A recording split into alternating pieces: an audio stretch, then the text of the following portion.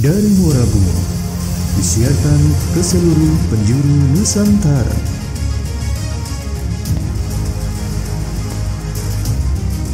Inilah Meja Kopi. Assalamualaikum warahmatullahi wabarakatuh. Hai Sobat Cerdas KPPN Muara Bungo, jumpa lagi dengan kami di Meja Kopi KPPN Muara Bungo tahun 2022 edisi terbaru. Studio baru, musik baru, Logo baru, apa yang lama? hostnya masih yang lama.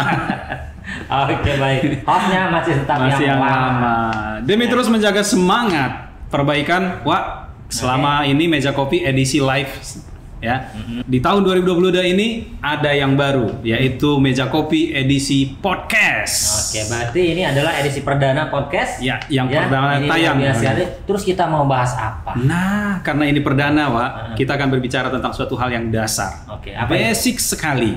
Ya, kita akan berbicara tentang KPPN. Oh, KPPN. apa itu KPPN? Nah, apa itu? Ya, kita tahu Pak Firman bahwa selama ini juga memang masyarakat luas kurang begitu tahu apa itu KPPN. Oh iya? Ya, terus apa aja sih tugas-tugas KPPN kan seperti itu ya. Betul. Ya, jadi memang betul kita juga perlu jelasin dulu nih KPPN ini kepada masyarakat. Lantas pertanyaan saya adalah narasumbernya siapa? Nah, ini dia narasumbernya, langsung kita undang yang paling pas dan yang paling mengetahui tentang KPPN. Oh, tahu saya itu. Kalau itu arahnya saya tahu. Siap. Jadi yang paling pas adalah beliau. Ya, mari kita undang sama-sama Ibu Raini Rahmania, Kepala KPPN Muara Bungo. Yeay. Nah, ini dia Bu Raini Rahmania. Apa kabar Ibu? Terima kasih Ibu sudah bisa hadir bersama kami di sela-sela kesibukan yang luar biasa. Ibu bisa hadir di podcast kita yang perdana ini. Terima kasih ya, alhamdulillah perdana di tahun 2022. Sepanjang tahun 2021 sudah tayang ya, tapi saya baru pertama ini jadi narsum utama. Ya, itu memang disengaja Ibu. Ya, dikeluarkan di podcast yang terbaik ya. Ngomong-ngomong nih batiknya keren sekali nih. Iya Ibu, ini batik bungo motif tanduk ruso dari UMKM kita. Oh iya. Oke. Nah, sehat Ibu? Alhamdulillah. Nih, Bu, kita mau ngobrol-ngobrol santai nih tentang KPPN. Ya. Nah, karena Sobat Cerdas KPPN Muara Bungo di seluruh Indonesia, netizen di seantero dunia ingin tahu apa sih itu KPPN, Bu? Iya. Nah, bisa dijelaskan kira-kira? Ya, jadi KPPN itu adalah singkatan dari Kantor Pelayanan Perbendaharaan Negara yang merupakan instansi vertikal dari Direktorat Jenderal Perbendaharaan Kementerian Keuangan. Nah, KPPN Muara Bungo ini berada di Kanwil Ditjen Perbendaharaan Provinsi Jambi. Oh, di Jambi ya. Aku boleh ceritakan tugas pokok KPPN itu apa? Pada pokoknya itu ada 3, yaitu yang pertama melaksanakan kewenangan perbendaharaan selaku kuasa bun negara di daerah. Di daerah Bu ya. Yang kedua adalah bertanggung jawab dalam penyaluran pembiayaan atas beban anggaran yaitu APBN. Yang ketiga adalah melakukan penatausahaan penerimaan yaitu pajak, PNBP dan juga hibah. Oh, siap. Jadi dari tugas pokok yang kesemuanya terkait keuangan negara ini, Bu, berapa banyak alokasi BBN yang dikelola? Ya, untuk tahun 2022 ini dana yang diamanahkan ke KPPN Muara Bungo sekitar 845 miliar.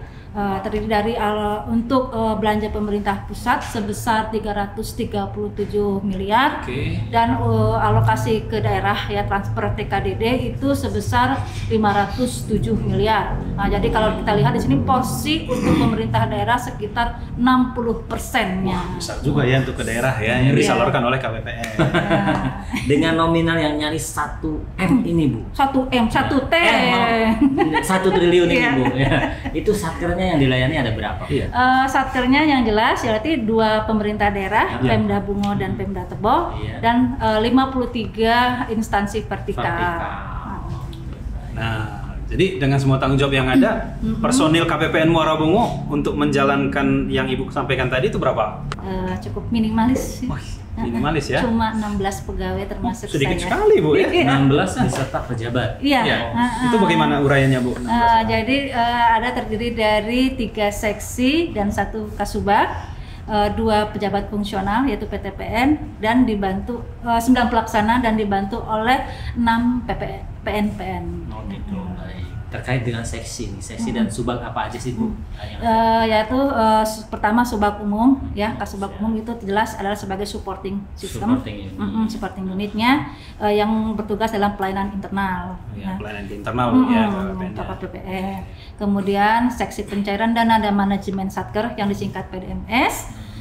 Itu bertugas untuk melakukan pelayanan dalam pencairan dana APBN, melakukan penelitian kelengkapan dokumen-dokumen yang diajukan oleh satuan kerja.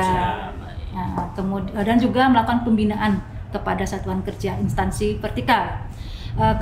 Yang kedua adalah seksi bank. Nah, ini berbeda dengan seksi PDMS. Kalau seksi PDMS adalah bagian depan.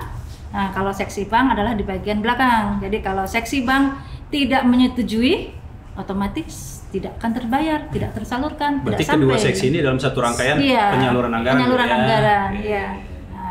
Nah, selain itu juga seksi bank bertanggung jawab dalam kelancaran penyaluran dana transfer ke daerah dan juga melakukan monitoring UMI. Dan seksi terakhir adalah seksi verifikasi, akuntansi dan kepatuhan internal yang disingkat adalah VERAKI. Supaya laporan keuangan KPPN selaku kuasa BUN itu akurat, transparan dan berkualitas. Berarti seksi VERAKI menyusun laporan keuangan. Iya. Ya, baik. Nah, dengan tanggung jawab yang demikian besar Bu, dari dana yang hampir 1 triliun, terus personil hanya 16 orang. Nah, ini bagaimana strategi KPPN dalam melayani stakeholder-nya nih Bu? Nah, iya. Jadi di sini tentu kalau dilihat dengan 2 kabupaten yang begitu luas, betul. Dengan 53 satuan kerja. Ini saya jadi ingat ada mitra kerja kita bertanya gitu kan. Tapi yang kebetulan bukan orang yang sehari-harinya ke KPPN, jadi nggak kenal gitu kan. Berapa orang sih pegawai di sini? 16. Berapa kabupaten? 2 kabupaten, katanya gitu. Hah? Kami aja katanya gitu, 1 kabupaten sampai ke kecamatan, katanya gitu. Nah ini cuma 16 untuk 2 kabupaten. Nah kita bekerja walaupun dengan pegawai yang minimalis, tapi kita dibantu, disupport oleh digitalisasi. Di sini kami bekerja pun dilandasi dengan 5 nilai-nilai Kementerian Keuangan, yaitu integritas, profesionalisme, sinergi, pelayanan, dan tentu adalah kesempurnaan. Dan juga kami selalu disemangati oleh moto jargon Dirjen Perbendaharaan. Nah, apa itu? Yaitu handal, harmonis, amanah, digital, akuntabel, dan loyal. Dan tentu juga jargonnya KPPN Marabungo. Adalah ada lokal juga nih ya. Adalah cerdas. Cerdas. Cerdas itu adalah cakap, efektif, ramah, daya guna, akuntabel, dan sinergi. Baik Ibu, dengan kerja keras sedemikian rupa tentu kami juga yakin bahwa KPPN juga pasti mendapatkan reward atau prestasi. Prestasi-prestasi apa saja Bu yang sudah diraih oleh KPPN Muara? Ya, alhamdulillah sudah banyak prestasi-prestasi yang diraih oleh KPPN Marabungo, baik secara organisasi maupun individu, baik di tingkat level provinsi maupun level nasional. Nah, selama saya bertugas di sini ada beberapa prestasi tingkat nasional yang kita raih, gitu ya. Pertama di tahun 2020 KPPN Marabungo meraih peringkat pertama kinerja pelaksanaan anggaran tahun 2019. Kemudian juga tahun 2022 kita mendapatkan Treasury Award dalam kategori akselerasi penilaian kompetensi pejabat BPK PPSPM. Kemudian kita mendapatkan juga sertifikat ISO 9001:2015. Standar pelayanan standarisasi internasional. Dan yang raihan yang paling membanggakan yaitu di tahun 2019 dengan penuh perjuangan KPPN Marabungo, saya mewakili KPPN Marabungo diundang ke Jakarta menerima piagam penghargaan dari Pak Menpan Pak Cahyokumolo. Ini kenapa Bu kok bisa KPPN Marabungo dinyatakan sebagai salah satu unit kerja yang meraih predikat WBK, wilayah bebas dari korupsi. Baik, berarti dengan jargon yang begitu luar biasa dimiliki oleh Kabupaten Muarabungu dan telah mencapai predikat dan prestasi yang begitu luar biasa, kita bisa menyimpulkan bahwa Kabupaten Muarabungu adalah satu unit kerja yang sudah memberikan yang terbaik. Dan kita yakin ya, Kabupaten Muarabungu akan menghasilkan yang lebih baik lagi. Pasti. Oke, namun sebelumnya saya yakin Ibu bahwa Ibu masih banyak yang ingin Ibu ceritakan. Nah, tapi tahan dulu, nanti kita akan ngobrol lagi di sesi kedua.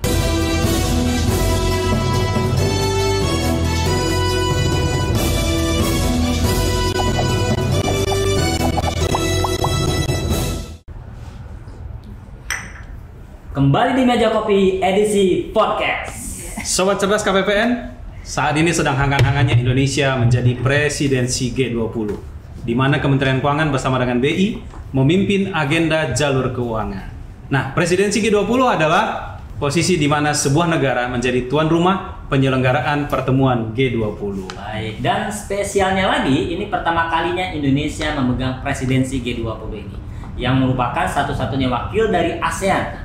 Tema presidensi G20 kali ini adalah pulih bersama dan lebih kuat atau Recover Together, Recover Stronger. Iya. Untuk itu mari kita lihat video G20 berikut ini.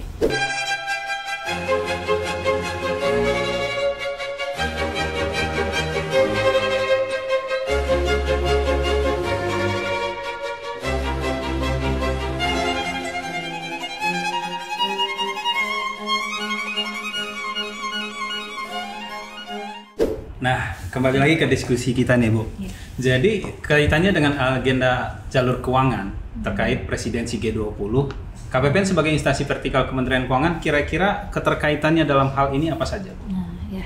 Tadi seperti kita saksikan di video tadi, dari 8 agenda jalur keuangan di presidensi G20 ini, ada 2 jalur keuangan yang terkait dengan tupoksinya KPPN. Oh, langsung terkait dengan KPPN, Bu ya? Iya.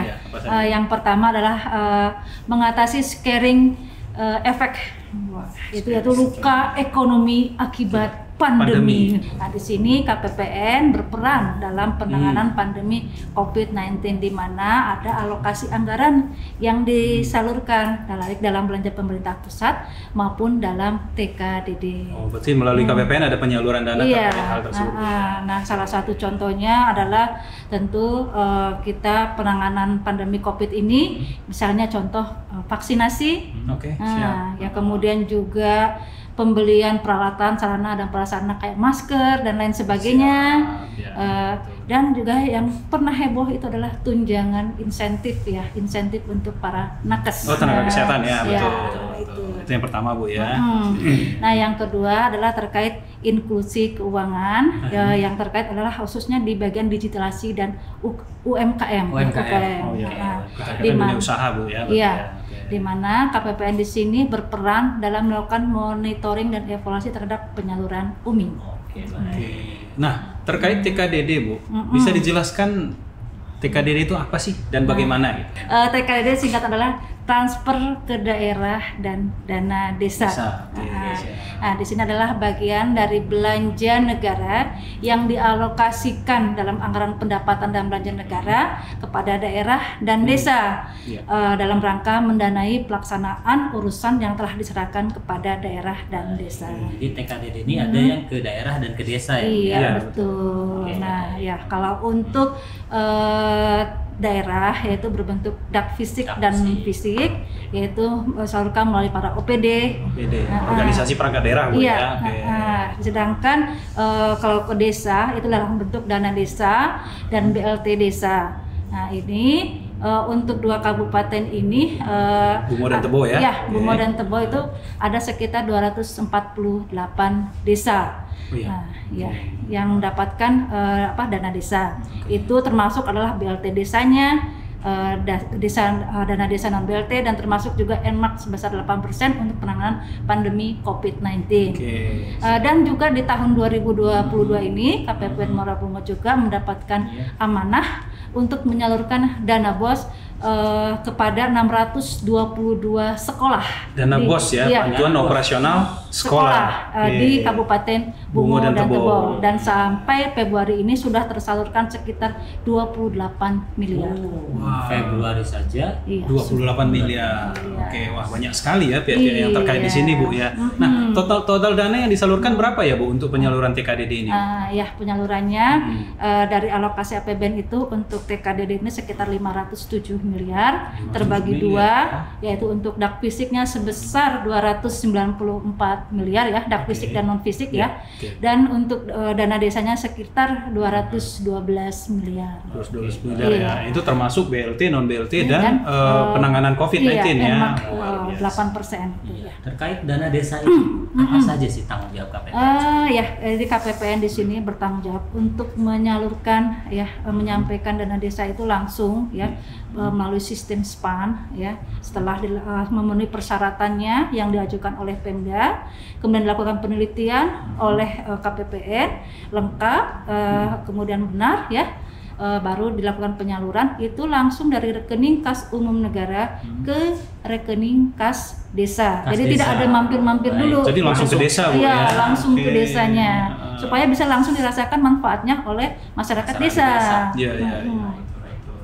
Nah, tadi terkait Ibu ada sedikit menyebut tentang UMI nih, Bu. Nah, UMI. Bukan Abi ya. Bukan Abi ya, UMI ya. Jadi terkait monitoring pembiayaan UMI, Bu. Mungkin bisa dijelaskan pembiayaan UMI itu apa saja, Bu? UMI ini adalah program pemerintah yang ditujukan bagi para pelaku usaha yang berada pada lapisan terbawah pada kategori usaha mikro atau disebut juga dengan usaha ultra mikro. Jadi di sini diberikan dana sampai dengan 10 juta. Jadi ini bisa para pedagang-pedagang kaki lima ya, seperti penjual gorengan, penjual kebab gitu kan, yang di ini gitu kan. Nah, itu bisa mengajukan. Jadi mereka UMI. mendapatkan ya tenaga bantuan modal seperti itu. Seperti itu. Terkait dengan wewenang dengan UMI ini seperti apa? KPPN? Di sini KPPN mendapatkan wewenang untuk melakukan MONEF ya, penyaluran pembiayaan UMI ini di wilayah Kabupaten Bungo dan Tebo untuk melihat seberapa besar dampak pembiayaan UMI ini di masyarakat. Berarti KPPN langsung turun juga ke para pelaku usaha ini, Bu ya, untuk mengetahui dua hal tadi itu ya. Iya, betul. Baik. Berarti KPPN pada akhirnya semakin diberikan peran ke daerah ya, Bu ya? Iya, betul. Jadi di sini mempunyai peran ke daerah, bahkan sampai menyasar ke individu-individu seperti BLT Dana Desa dan MONEF UMI tadi. Gitu ya. Jadi dengan peran yang semakin vital nih, Bu, apa harapan Ibu terkait KPPN ke depannya?